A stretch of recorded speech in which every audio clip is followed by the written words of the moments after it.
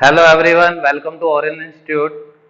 As we have discussed in the previous lecture about the real number, in the previous lecture we find out how to find out the decimal expansion of a number and how to check whether it is terminating or non-terminating.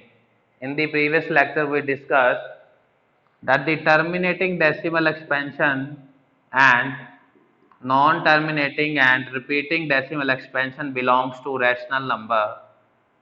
These two belongs to rational number, and if there is non-terminating and non-repeating decimal expansion, it belongs to irrational number. By using division method, in the previous lecture we have find out the decimal expansion by using division method, but how to check whether the number is having the decimal expansion terminating or non-terminating without using division method. In the previous lecture, we find out the decimal expansion of this number was 0.09375. But how to find out this decimal expansion without division? Firstly, we need to check whether the decimal expansion is terminating or non-terminating. For the terminating decimal expansion, the factors of denominator. Okay, for example, his denominator is 1600. We will firstly find out the prime factors. Now, what are prime factors? Firstly, we will understand the concept of prime numbers. Prime numbers को अगर हम simply समझें तो prime numbers वो number होते हैं जो सिर्फ अपनी टेबल पे डिवाइड हो या वन से डिवाइड हो.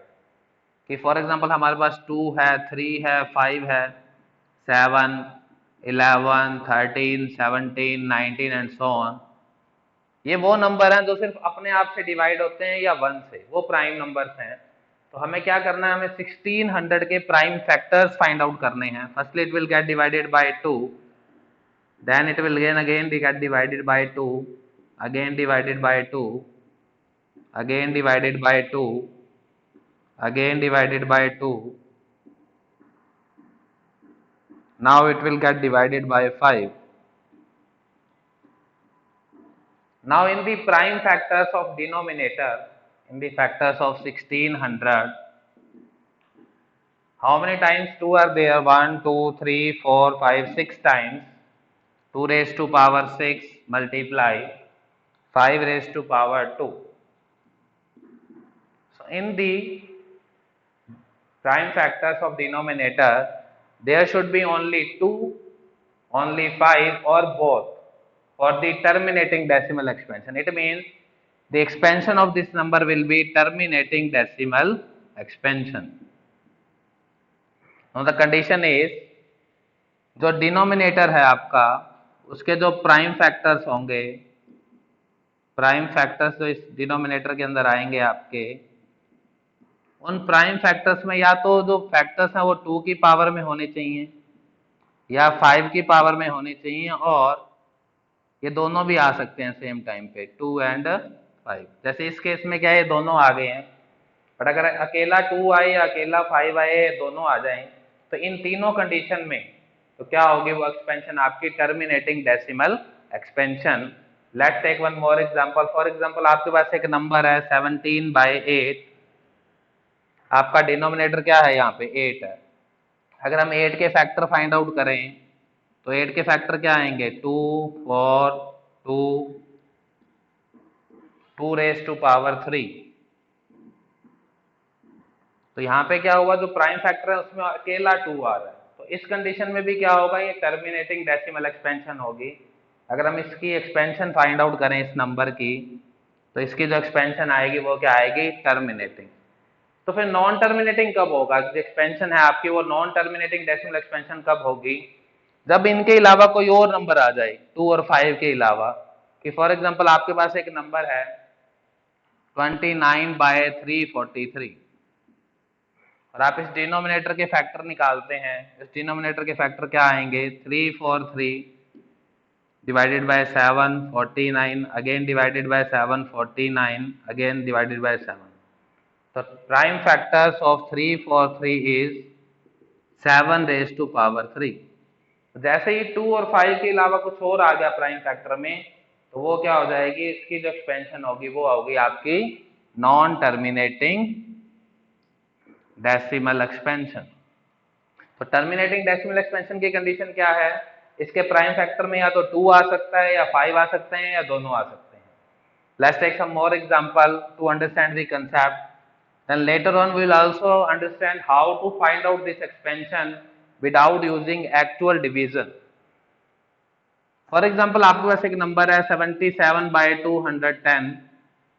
आप इसके प्राइम फैक्टर्स फाइंड आउट करते हैं 210 के। It will get divided by 2 105, then it will get divided by 3, then it will get divided by 5 and then 7. Then the factors of 210 is 2 multiply 3 multiply 5 multiply 7.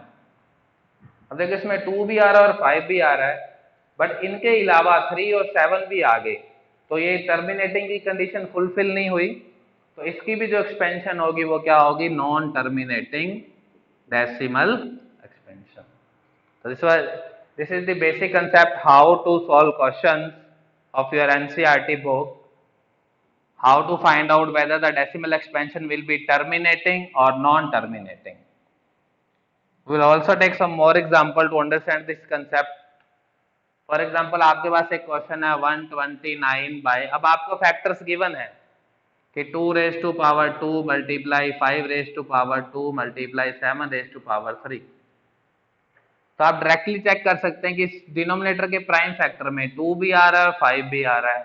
अगर अकेले 2 और 5 होते तो ये terminating होती, बट इसके अलावा कुछ और आ गया, इट मींस इसकी जो एक्सपेंशन आएगी वो क्या होगी, non terminating decimal expansion.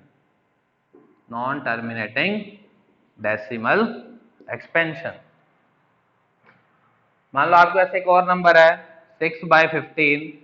Same इसके हम क्या निकालेंगे, प्राइम फैक्टर्स डिनोमिनेटर के क्या आएंगे, 3 और 5।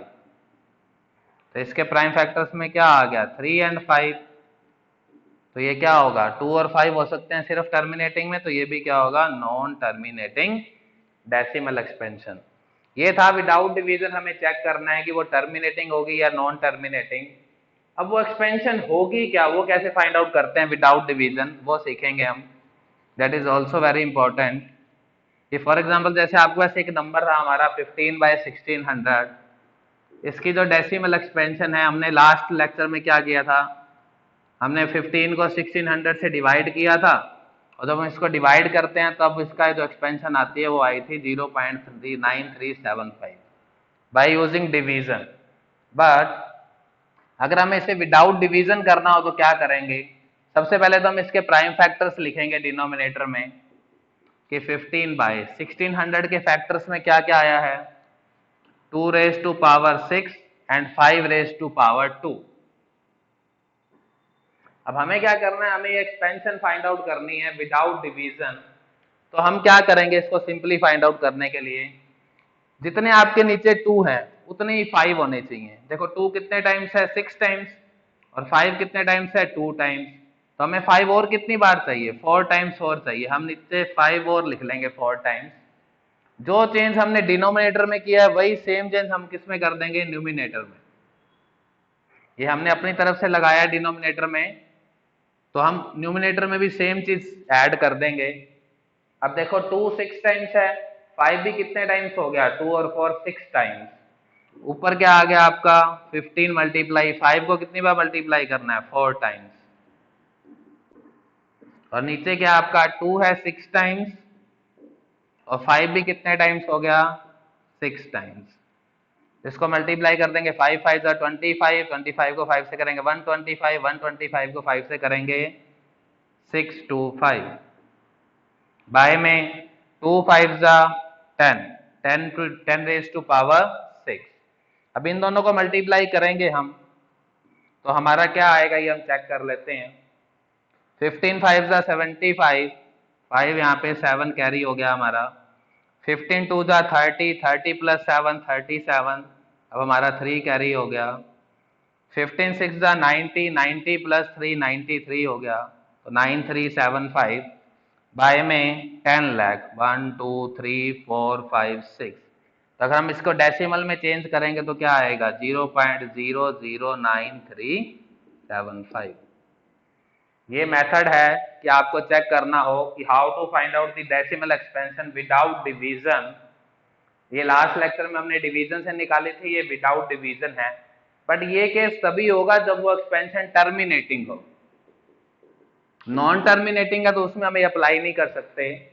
और टर्मिनेटिंग कब होगी जब उसके प्राइम फैक्टर्स में 2⁵ हो, 2 की पावर में हो, 5 की पावर में हो, या दोनों हो। तो this was the second lecture on the same topic, terminating and non-terminating decimal expansion.